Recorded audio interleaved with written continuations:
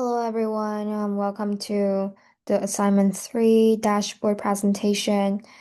In this video, I'm going to talk about the dashboard I built for Netflix based on assignment two's performance. So in assignment 2, I analyzed 1,500 Netflix mobile app reviews using NLP and machine learning. And in this week, I built the Streamlit dashboard to communicate those findings to Netflix C-suite executives. And the purpose is to turn a technical analysis into a decision support tool that the non-technical leaders can use independently. And every page uses plain English, no code, no jargon, and the Netflix dark theme and consistent red, gray, green color coding make it immediately familiar and easy to scan. So the executives can navigate to whichever section is relevant to their decision without reading the whole thing. And coming to the key strategic business questions, the dashboard answers, there are three questions. So, how dissatisfied are our mobile app users right now? And what specific product problems are driving that dissatisfaction? And is our AI model reliable enough to deploy in an automated review triage workflow? And the how are like the assignment two insights translated into executive friendly outputs? To answer this, on the overview page, the headline finding is 55.2% of reviews are negative. It is framed as a churn risk signal, not a class distribution statistic. And a key findings table just summarized all major NLP and modeling results in one place in plain language.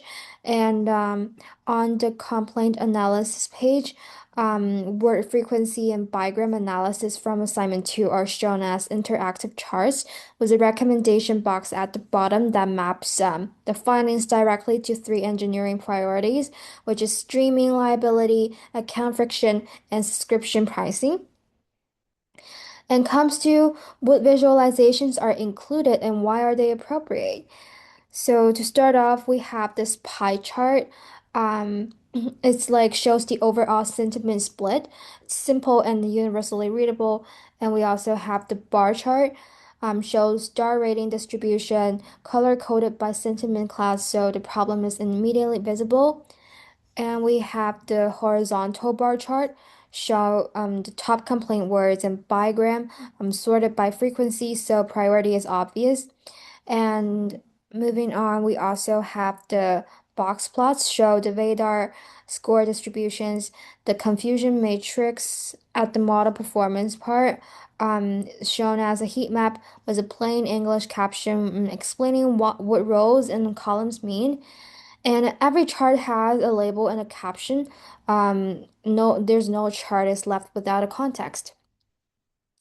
And so, yeah, what interactive features are implemented? So we have six in total.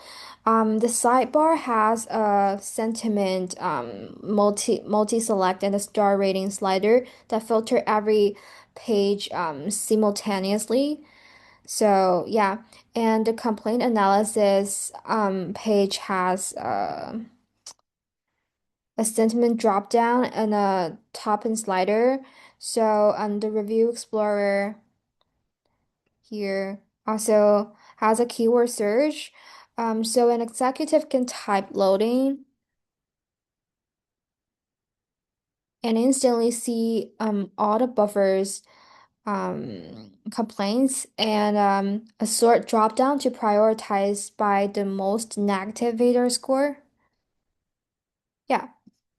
And these turn what would normally like require a data analyst into a 10-second self-service desk, which is really interactive and really quick. And moving on to how our model results communicate for the leadership. So I think the model performance page will leads with four KPI cards, and the binary classifier results in 82% micro F1. It's described as the models correctly flag dissatisfied users about 4 out of 5 times, which is sufficient for automated triage.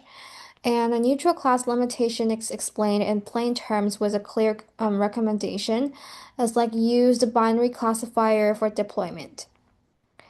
And move on to how can like the executives use this dashboard to guide the decisions. I think the CPO uses the executive overview for a weekly sentiment health check, and the VP of engineering searches specific keywords in the review explorer. um, they can before doing this before like the sprint planning, and the CTO can check the model performance to assess the deployment readiness, and the dashboard replaces the ad hoc analyst requests with the self-service access. So just move on to the strengths and limitations of this dashboard. I think the strengths of this dashboard is fully self-contained. It's really fast due to catching and design end-to-end for a non-technical audience, but its limitations are the data set is around 1,500 reviews, which limits trend analysis, and the neutral class F1 remains below zero point 0.1. So the binary classifier is recommended over the three class model for any production use. And yeah, that's basically the end of our presentation, and thank you for listening.